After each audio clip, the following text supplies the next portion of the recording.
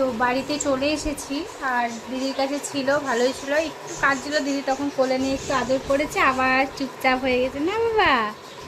তো এই যে তোমাদের সোনা পাপা চুপ করে শুয়ে শুয়ে গান শুনছিল আমার মাটা।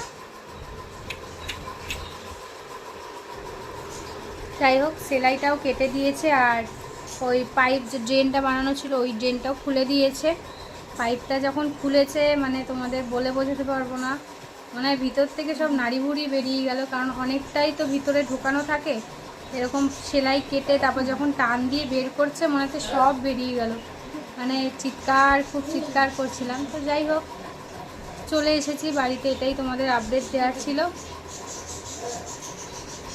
আর চলো, পরে আবার পারবো, একটু সুস্থ হয়ে নিই, অবশ্যই তোমরা আবার ভালো ভালো ভিডিও পাবে। টাটা।